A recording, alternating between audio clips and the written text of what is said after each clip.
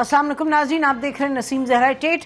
बहुत से सवालात हैं हर जमात के हवाले से, हुकूमत के हवाले से और तहरीक इंसाफ के हवाले से। नाज़रीन, प्रोग्राम शुरू करते हैं। हमारे साथ इस वक्त federal interior minister Rana Sanaullah साहब हैं। उनसे हम पूछते हैं कि वो जो पॉलिसीज़ बनाने चले हैं वो किस तरीके से संभालेंगे इस वक्त जो सबसे बड़ा चैलेंज हुकूमत को जिसका सामना है वो यकीनी तौर पे एक पॉलिटिकल चैलेंज है। और उस पॉलिटिकल चैलेंज में जो उसकी अक्कासी होती है वो जो जल्द से जुलूस धरने वगैरह हैं, और ये कहाँ जाके बात रुकेगी, और जो डेडलॉक है हुकूमत में और अपोजिशन में याद रखिएगा कि इस वक्त वो जमात है जो कि पार्लियामान से रिज़ाइन कर चुकी है और सबसे ज़्यादा सीटें उस जमात के पास थी, 150, 140, बहरहाल 126 ने रिज़ाइन किए।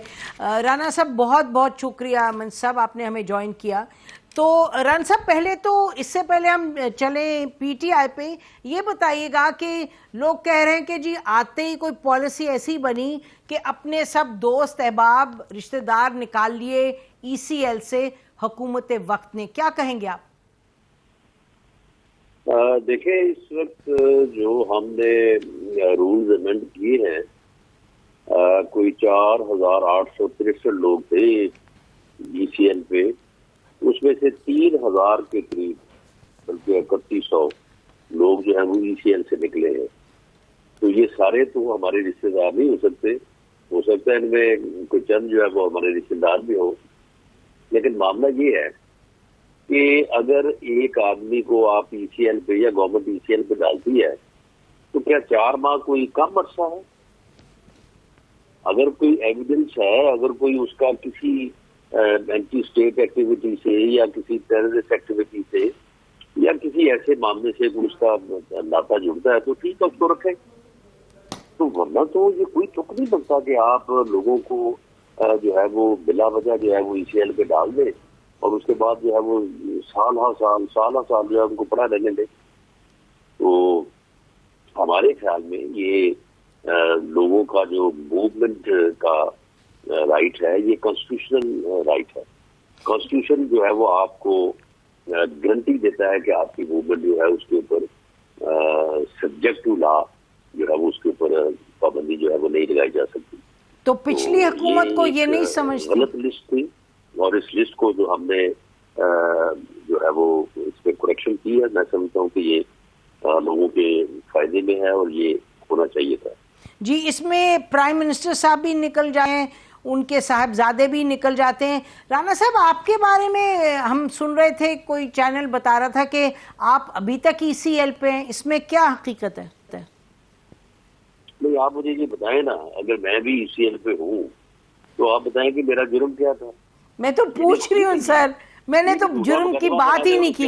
ईसीएल पे डालते, यानी इस तरह से इस इख्तियार का हुकूमत अगर इस्तेमाल करती है तो फिर ये इख्तियार जो है वो या तो सिरे से खत्म होना चाहिए या फिर इसके ऊपर एक कदगन होनी चाहिए कि जी ये अरसा है, इस अरसे में गवर्नमेंट जो है वो या तो इसके ऊपर कोई कॉन्शियस डिसीजन ले और आदमी जो है वो उस डिसीजन को कहीं चैलेंज कर सके, या फिर जो है इसको जो है वो लिस्ट से खारिज किया जाए। अच्छा, तो इसमें हाँ ना कर दीजिएगा कि आप तो अभी भी ईसीएल पे या नहीं है या निकाले गए हैं? नहीं, मुझे वैसे मालूम नहीं है कि मुझे इन्होंने ईसीएल पे डाला था या नहीं डाला था। सुनील थी, क्योंकि मैं इस दौरान कभी गया ही नहीं बाहर, मुझे ना जरूरत पड़ी कि मुझे पता चले कि मैं ईसीएल पे हूँ। लेकिन कहा जाता है कि वो इनकी और भी लिस्टें हैं, कोई ब्लैक लिस्ट है, कोई PNIL लिस्ट है, कोई ईसीएल है। तो हो सकता है मेरा भी किसी न किसी लिस्ट में इन्होंने नाम डाला हो, तो अगर वो डाला हुआ हो तो वो खत्म हो गया होगा। अच्छा, खत्म हो गया होगा। तो जो खत्म हुआ नाम, उसमें पीटीआई के लोग और माजी की जो हुकूमत थी, गुज़िश्ता हुकूमत, उसके लोगों के भी नाम निकाले गए हैं? जी बिल्कुल, ये अक्रॉस द बोर्ड जो है वो नाम निकले हैं। ये किसी के साथ कोई जो है वो, यानी 4 माह से ज्यादा इसका भी नाम ईसीएल पे होगा। वो या तो उसके ऊपर कोई कॉन्शियस डिसीजन होगा, उसे सुना जाएगा, अदरवाइज जो है वो उसका नाम जो है वो निकल जाएगा। जी, वैसे राना साहब आते ही आप लोगों ने शहजाद अकबर को और प्राइम मिनिस्टर जो इमरान खान साहब थे पहले प्राइम मिनिस्टर, उनके भी प्रिंसिपल सेक्रेटरी को आते ही यकदम डाल दिया था ईसीएल पे, ये आपने डाला था? जी नहीं, हमने नहीं डाला था। अभी उस वक्त तो मेरा ख्याल है कि अभी शायद हमारी गवर्नमेंट फॉर्म भी नहीं हुई थी, बल्कि अभी वही फैसला कर रहा था एतमाद और अदम एतमाद के वोट का। तो ये जो मुतल्लिका अथॉरिटी है उन्होंने शायद इसको इस वजह से डाला हो कि नहीं ये लोग जो है ये भाग जाएंगे तो फिर कल को कोई हमसे आगे पूछेगा। तो जब जी तो मुतल्लिका अथॉरिटीज कौन होंगी, एजेंसीज होंगी? जी मुतल्लिका अथॉरिटी से बात नहीं की, ये इख्तियार जो है ये इंटीरियर जो मिनिस्ट्री है, सेक्रेटरी इंटीरियर है, ये उनका इख्तियार है। ये उसके नीचे जो एडिशनल सेक्रेटरी लेवल पे लोग बैठते हैं उनका ये इख्तियार है कि वो किसी को डाल सकते हैं। तो मेरा ख्याल है कोई वो लिस्ट वगैरह में किसी ने डाला था, ईसीएल में नहीं डाला। जी हाँ, एक और लिस्ट थी जिसका आखिर में यही था, मतलब कि वो जा ना सके बाहर। अच्छा राना साहब, आप आते हैं ज़रा इस वक्त जो एक बहुत बड़ा चैलेंज का सामने है सियासी हुकूमत को, वो ये कि इमरान खान साहब जो अब बाहर निकले हैं, वो तो अब इस्लामाबाद आने की जो कॉल उन्होंने कहा है मैं देने लगा हूँ बड़ी जल्दी। तो आप बताइए कि इस तरह की जो कॉल है उसके नतीजे में जो हमने देखा पेशावर, लाहौर, कराची में हुआ, तो यकीनन बहुत दुनिया निकलेगी, आप भी इससे इत्तेफाक करेंगे। तो इसको संभाला कैसे जाएगा? ये तो इससे पहले ये कैसे संभाले गए थे? उस वक्त भी तो इन्होंने बड़े बड़े जलसे किए थे, बल्कि उस वक्त जो लाहौर में जलसा किया था वो तो मेरा ख्याल है कि जो अब इन्होंने जलसा किया उससे 4 गुना बड़ा था 2014। तो अच्छी बात है कि ये बजाय इसके कि ये पूरे मुल्क में गंद फैलाते फिरे और नफरत बीजते फिरे, ये एक जगह इस्लामाबाद में आके बैठ गए, रोज शाम को यहाँ पे तकरीर कर लिया करें। और अच्छी बात है, इससे मैं समझता हूँ कि बाकी तो सारे मुल्क का जो है वो भला रहेगा। अच्छा, तो आप खुश आमदीद कहेंगे, आप तो खुश दिखाई दे रहे हैं उनके आने पे, तो उनका चाय पानी खाने वाने का भी इंतजाम आप करेंगे? जी देखें, वो तमाम इंतजामात जो इन्होंने हमारे लिए किए थे, क्योंकि इससे पहले कभी हम यहाँ पे आने की बात करते थे तो उस वक्त के वज़ीर दाखिला जो है वो उन्होंने एक बड़ा लंबा चौड़ा जो है वो प्लानिंग की थी। वो सारे डॉक्यूमेंट्स को प्लानिंग जो है वो सारी मौजूद है, तो अगर उसी के मुताबिक इनसे सलूक किया जाए तो इनको कोई एतराज नहीं होना चाहिए। राना साहब, ये डी चौक में आने देंगे या धरना करने देंगे आप इनको? और जो ये पिंडी विंडी की बात कर रहे हैं वहां धरना करने देंगे आप इनको? इजाजत मिलेगी नहीं? देखिए जी, अगर कोई पुरअमन जलसा करना चाहे, जुलूस करना चाहे, धरना करना चाहे, तो मेरा ख्याल है कि एक जमहूरी दौर में जो है वो इसकी इजाजत होनी चाहिए और इसको कानून भी रास्ता देता है वायरस से नीचे। वायरस का किसी को इख्तियार नहीं है, तो अगर ये अपने आप को उस दायरे में रखते हैं तो बिल्कुल इनको इजाजत होनी चाहिए और हम भी देंगे। अच्छा, ये बताइएगा कि चौधरी निसार ने जो धरने को जिस तरीके से हैंडल किया था, आने दिया था डी चौक में, फिर इन्होंने पीटीवी पे हमला करने की कोशिश की, वहां गए भी, उसको रोका भी, पुलिस के साथ उसको हैंडल किया, और इस वक्त जो मिजाज है पीटीआई का, बिल्कुल उनके जो लीडर हैं वो बारहा कहते हैं कि एक पत्ता नहीं टूटना चाहिए, गमला नहीं टूटना चाहिए, लेकिन यकीनी तौर पे उनका फोकस तो यही है कि प्रेशर डले और इलेक्शंस बुलाए जाएं। तो प्रेशर के कोई ना कोई तरीक़ेकार तो होंगे, आपने इस पर हिकमत अमली बनाई है कि किस तरीके से हैंडल होगा? तो देखिए, हमने इनको पहले भी बड़ा भुगता हुआ है 2014 से लेकर 18 तक और उससे पहले भी, तो हम इनको बड़े बेहतर अंदाज से जो है वो इनको इनकी लिमिट्स पे कंट्रोल में रखेंगे और कोशिश ये करेंगे कि ये अपना जमहूरी हक जो है उसको तो रोएकार लाएं, लेकिन दूसरों के हकूक के ऊपर जो है ना वो दस्तरस ना करेंगे, क्योंकि इनका मकसद जो है वो सिर्फ मुल्क में अफरा तफरी फैलाना, अनारकी फैलाना और नौजवान नस्ल को गुमराही के रास्ते पे डालना है।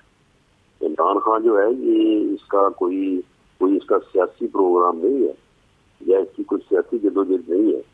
ये सिर्फ इस कौम को, नौजवान नस्ल को गुमराह करना चाहता है और उसके पसे पर्दा इसके क्या मकासद है ये अल्लाह बेहतर जानता है। कि हकीम सईद ने जो बात 25 साल पहले अपनी किताब में लिखी थी वो है या किसी और तरह से बात है, लेकिन इसके अलावा कि ये मुल्क का नुकसान करे, रियासत का नुकसान करे।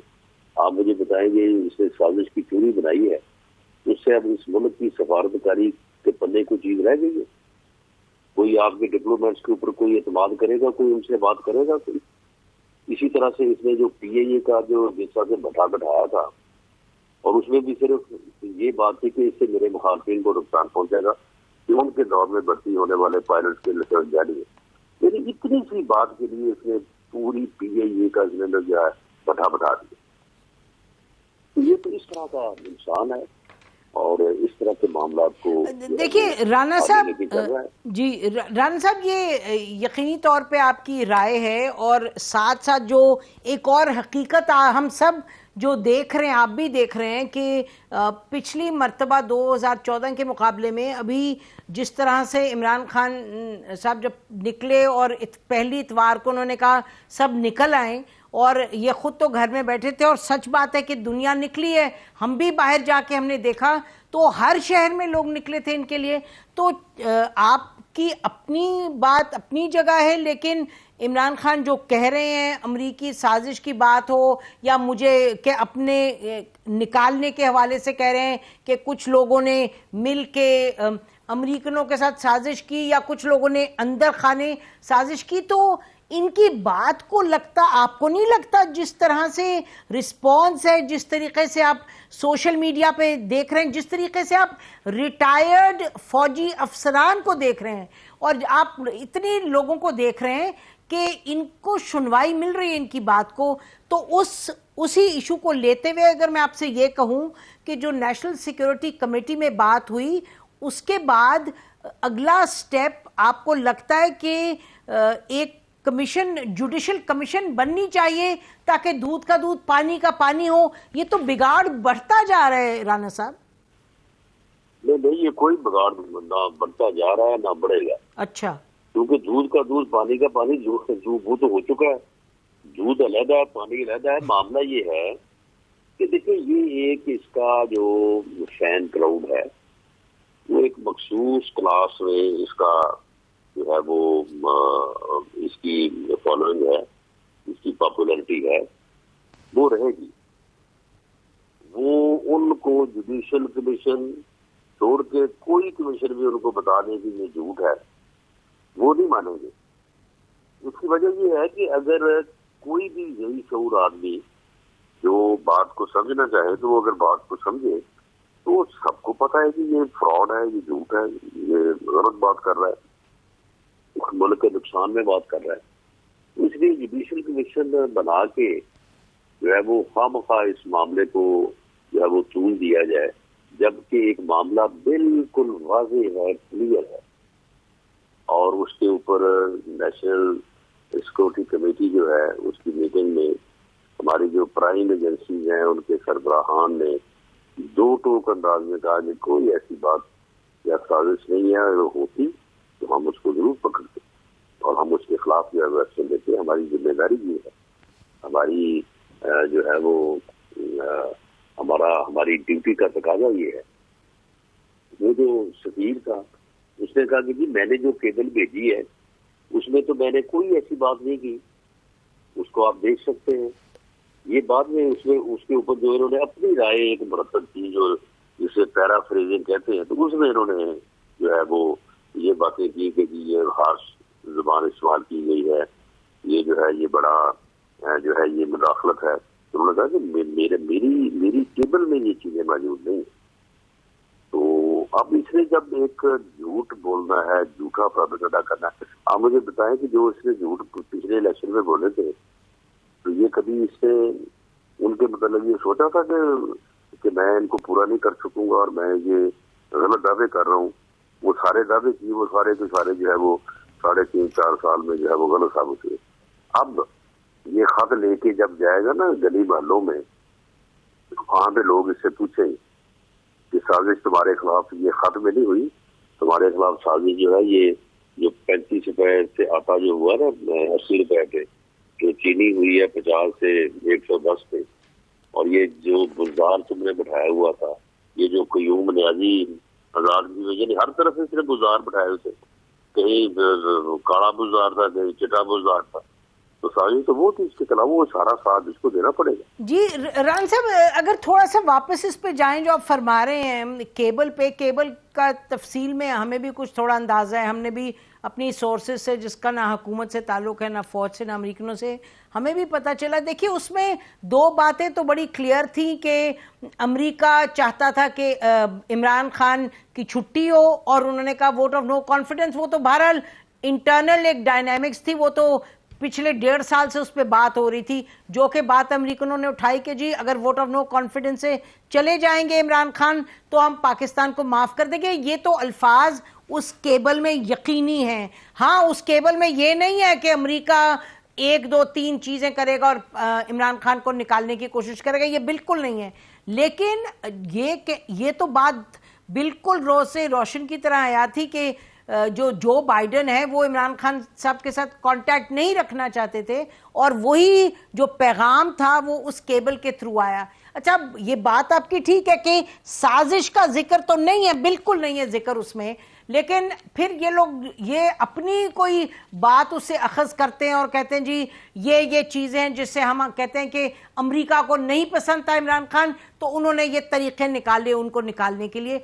तो आप जितनी यकीन के साथ कह रहे हैं कि भाई कोई एविडेंस नहीं है कि निकाला है साजिश से, तो हमें तो ये लगता है कि इस चीज़ को यकीनी तौर पे किसी न्यूट्रल क्रेडिबल प्लेटफॉर्म पे ये बात खुल के होनी चाहिए ताकि कौम को भी समझ आए। राना साहब, पाकिस्तान अमेरिका के ताल्लुकात कितने आपको मालूम है कि इसमें कितना उतार चढ़ाव, कितनी पेचीदगी, तो आप मुझे ये बताएं ना कि कितने लोग निकले अब कहने महंगाई की बात, हालांकि महंगाई ने लोगों को पीस के रखा हुआ है, लेकिन ये साजिश की बात जो है ये सब बात इस पे कर रहे हैं। तो आप नहीं चाहते बहैसियत हुकूमत के कि ये बात कहीं ना कहीं खत्म हो, नहीं तो ये तो चलती जाएगी आगे।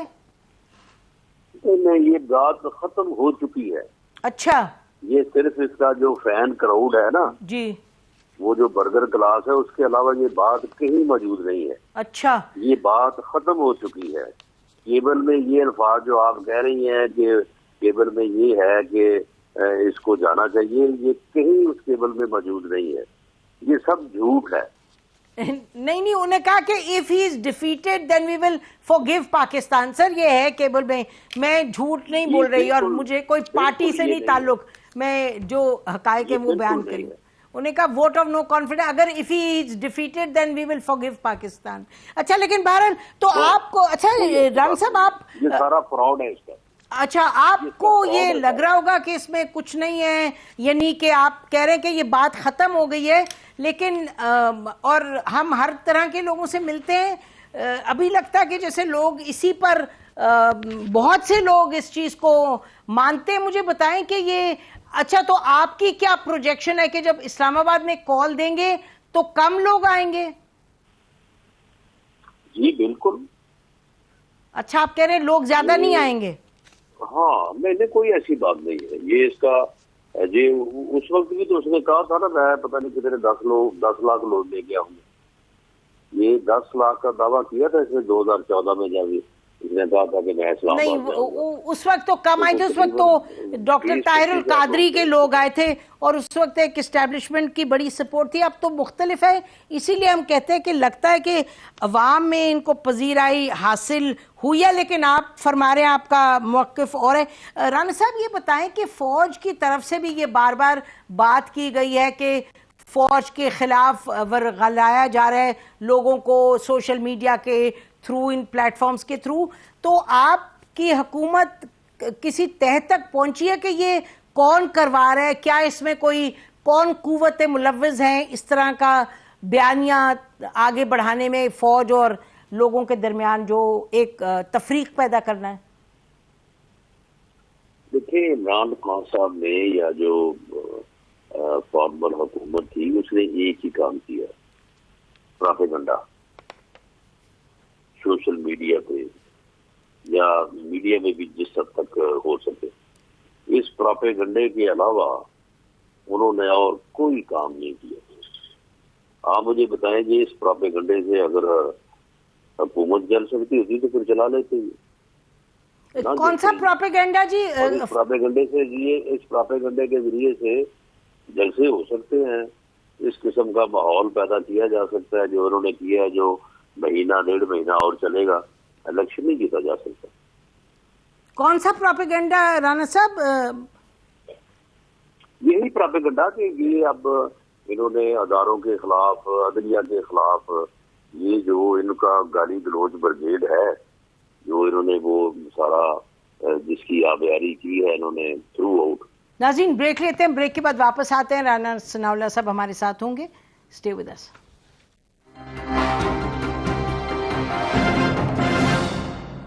वेलकम बैक नाज़रीन, हमारे साथ इंटीरियर मिनिस्टर राना सनाउल्लाह साहब तशरीफ रखते हैं। राना साहब, कल के लिए भी कॉल दे दी है पीटीआई की लीडरशिप ने कि इलेक्शन कमीशन के बाहर आएंगे प्रोटेस्ट करने चीफ इलेक्शन कमिश्नर के खिलाफ, तो उसको किस तरह से हैंडल करेंगे? ये तो हर चीज़ पे सड़क पे निकलने की बात कर रहे हैं और अदालत में जाने की बात कर रहे हैं। अदालत में तो ठीक है, लेकिन सड़क का कैसे कंट्रोल करेंगे राना साहब?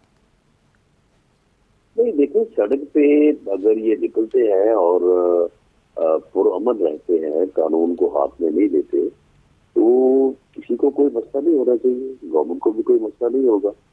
अगर वहां पे आके ये पुरअमन तरीके से अपना एहतजाज रिकॉर्ड करवाना चाहते हैं, जरूर करवाएं। अच्छा, आपको राना साहब ये लग रहा है कि जो इन्होंने जो चैलेंज दिया है हुकूमत को और जो इन्होंने कहा है कि हमारी एक पॉइंट एजेंडा है वो ये कि फौरी तौर पे इलेक्शन हो, केयर टेकर हुकूमत बने, आपका ख्याल है कि वो तो यकीनन हर हरबा इस्तेमाल करेंगे, हर प्रेशर इस्तेमाल करेंगे हुकूमत पर दबाव डालने के लिए, ताकि किसी ना किसी तरीका से ये कंडीशन क्रिएट हो के जल्द इलेक्शंस हो? आपको लगता है कि ये आप लॉ इन्फोर्समेंट के साथ, पुलिस, सिपाही वगैरह के साथ आप ये कंट्रोल कर पाएंगे? क्या कोई बातचीत शुरू करने का आपको लगता है मंतक नहीं नजर आता आपको? नहीं, ये लोग इस काबिल तो है नहीं कि इनके साथ कोई बात की जाए, ना ये बातचीत करने पे यकीन रखते हैं। और ये कोई नई बात तो नहीं है ना कि ये इन्होंने अब ये काम शुरू किया है। हमने इनको पहले 2013 से लेके 2018 तक भुगता है इनको, और हमें ये पता है कि इनके जलसों से और इनकी जो है वो इस किस्म के प्रोटेस्ट से जो है वो किस तरह देखा जाता है। राना साहब ने 2018 में हासिल हुई थी। सर, राना साहब आपको याद है क्या? राना साहब, आपने 2015 में आखिरकार, हालांकि उस वक्त इनके जलसे छोटे थे, धरना छोटा था, लेकिन उसके बावजूद आपने इनकी बात मान के आपने जुडिशियल कमीशन बनाई थी। इसीलिए हम उसका जिक्र करते हैं क्योंकि उस वक्त आप लोगों ने बड़ी समझबूझ के साथ इंगेज करके, और जुडिशियल कमीशन आप तो जानते हैं जस्टिस नसीर उल मुल्क के तहत बनाई थी, और उसके नतीजे में चीजें डिफ्यूज हुई थी या नहीं सर? नहीं, उसके नतीजे में डिफ्यूज नहीं हुई थी। ये इनका धरना जो है वो बिल्कुल नकारा हो गया था, नाकाम हो गया था, और फिर वो EPS के वाक़े के ऊपर ये घर चले गए थे, बोरिया बिस्सा गोल करके चले गए थे। कमीशन जो है वो हमने कायम किया, लेकिन इन्होंने कोई उस कमीशन का जो है वो लिहाज नहीं किया। ये उसके बाद भी वही अपने जो है वो जलसे जुलूस मुसलसल जो है वो करते रहे, और जब फिर कमीशन की रिपोर्ट है उसको फिर इन्होंने तस्लीम नहीं किया। तो इसलिए इनका इलाज ये नहीं है कि इनकी किसी बात को माना जाए या इनको कोई जो है वो रिलीफ दिया जाए। इनका इलाज यही है कि इनको इसी हालत में रहने दिया जाए, ये यही काम करें। ये काम ये बहुत अच्छा कर लेते हैं। इनको अपोजिशन, प्रोटेस्ट, जलसा, रैली, इनको इसी काम के लिए रख लेना चाहिए। ये काम ये अच्छा करते हैं, प्रोफेशनल एक्सपर्ट है, ये काम करें। हम लोगों की खिदमत बेहतर कर सकते हैं और हम लोगों की खिदमत करें। बाकी जब इलेक्शन होगा लोग फैसला करेंगे, और ये मैं आपको बता दूं कि फैसला इंशाअल्लाह ताला जो है वो इनके हक में नहीं हो सकता। ये रियासत के दुश्मन है, ये सिर्फ मुल्क के दुश्मन नहीं है, ये इस कौम का दुश्मन है। ये इंसान जो है ये इस कौम को गुमराही के रास्ते पे डालना चाहता है जी। ये बदतमीजी का कल्चर इस कौम में जो है वो इंट्रोड्यूस कराया।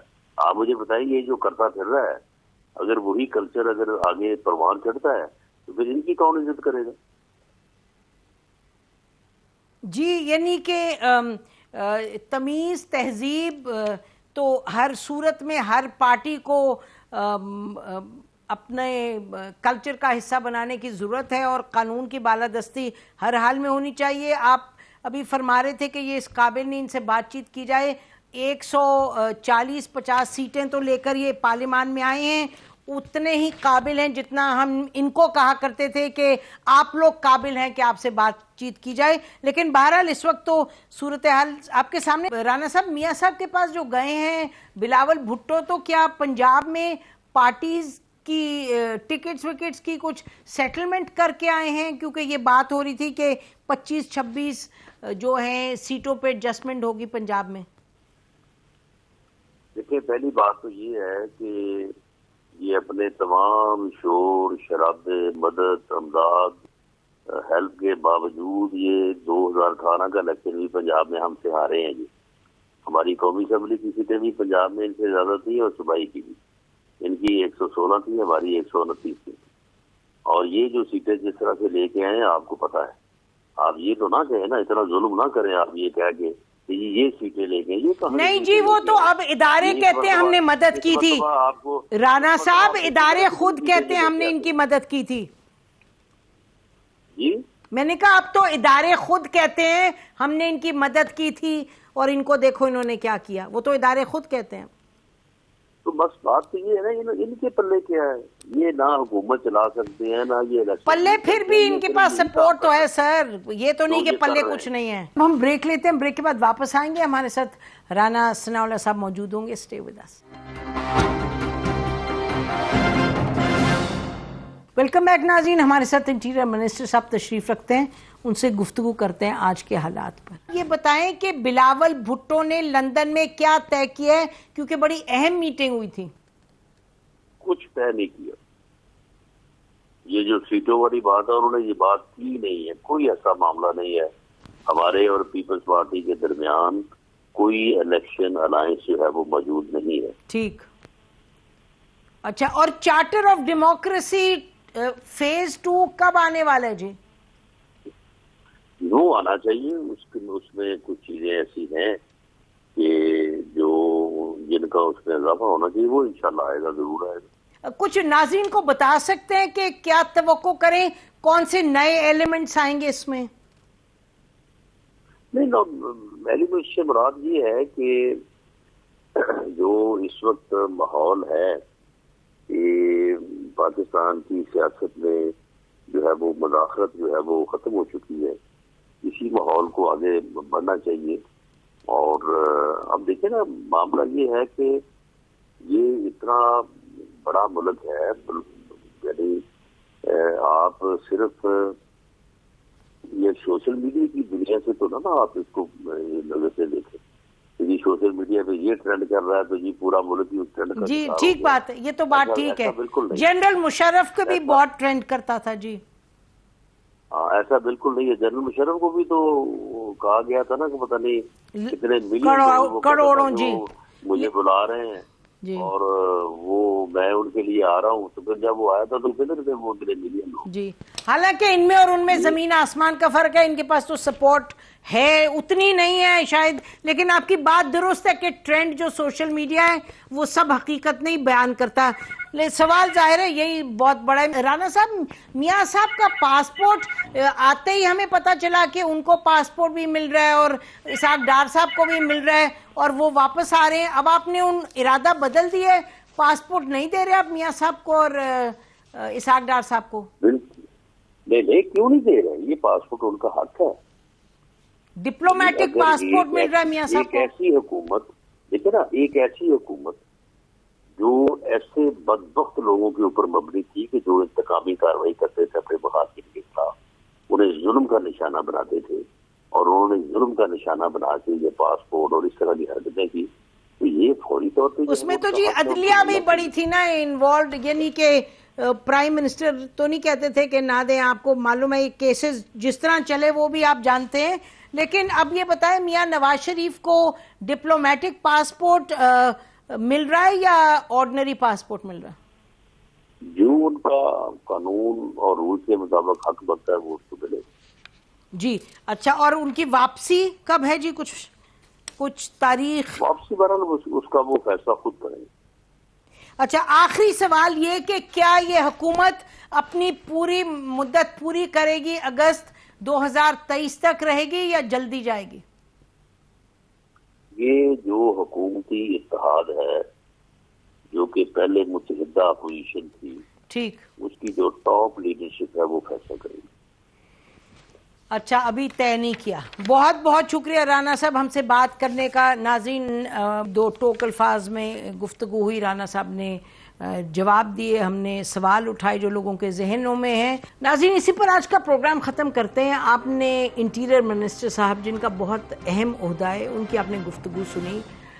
इस वक्त अगर हम ये कहें कि पाकिस्तान में आप, हम और सब यकीनन बहुत परेशानी का शिकार हैं, क्योंकि इस वक्त हम ये देख रहे हैं कि माहौल जो है वो सियासी तौर पर बिगड़ता जा रहा है। इसमें इस तरीके से बिगाड़ पैदा हो रहा है कि एक मेजर जो जमात है वो उसने ये तहिया किया है कि जो इस वक्त हुकूमत है, जो यकीनन वोट ऑफ नो कॉन्फिडेंस से जीत कर आई है, वोट ऑफ नो कॉन्फिडेंस आइन उसकी इजाज़त देता है, उसके तहत ये हुकूमत आई है, उसके तहत हुकूमत बनी है। लेकिन जो सफ़र था अपोजिशन का, जहाँ से वोट ऑफ नो कॉन्फिडेंस की बात शुरू हुई, उसके बाद उससे लेकर जब तक के हुकूमत को हराया गया वोट ऑफ नो कॉन्फिडेंस से, उसके दरमियान बहुत सी चीज़ें हुई जिसमें यकीनी तौर पे हुकूमत वक्त इमरान खान साहब की हुकूमत और इमरान खान साहब की उस वक्त जो आर्मी चीफ हैं उनसे ISI के मामले पे कुछ मसाइल पैदा हुए, लेकिन फिर हालात बेहतर हुए।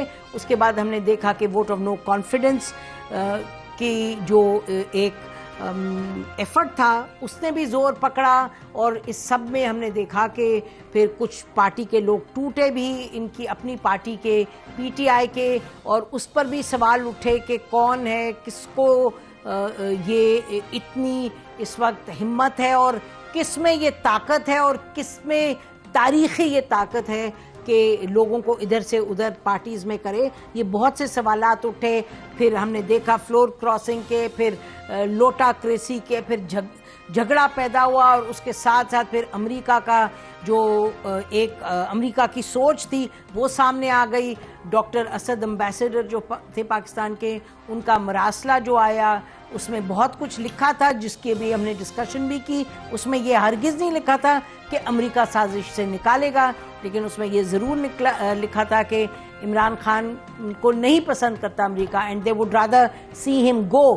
तो अब वो भी एक चीज़ है, जैसे हमने भी कहा कि साथ साथ यकीनी तौर पे एक कॉन्स्टिट्यूशनल एक रूट था वोट ऑफ नो कॉन्फिडेंस का। फिर एक जो इस्टेब्लिशमेंट का एक रोल रहा पाकिस्तान की सियासत में, इमरान खान साहब की सियासत में पहले भी और फिर आखिर में इमरान खान साहब कहते हैं एक ऐसा रोल था जो जिस पर वो सवाल उठते हैं क़यादत के हवाले से। तो ये बहुत सी चीज़ें हैं, बहुत कुछ गड़बड़ हो गया है। और आप देख रहे हैं अपने घरों में कितनी इसमें तफरीक है इस मामले पे कि क्या साजिश है, नई साजिश है, किसका हक बनता है वोट करने का, कौन कवानीन के दायरे कार में रह रहे, जमहूरियत किस तरीके की होनी चाहिए।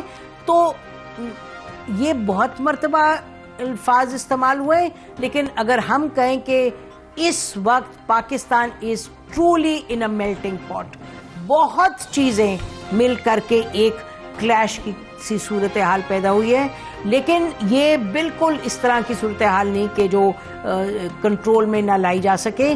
बहुत सोच समझ के, बड़ी सूझबूझ से, आइन का पास रख के, कानून का पास रख के, अदलिया का रोल देख के, और जो हुकूमत वक्त है उसको एक बहुत समझबूझ से चलना है। और यकीनी तौर पे पाकिस्तान की मेजर अपोजिशन पार्टी पीटीआई जो है उसको भी अपनी हिकमत अमली देखनी है, हिकमत अमली वैसी हो जो कि उनका जमहूरी हक है आइन के दायरे कार में रहते हुए।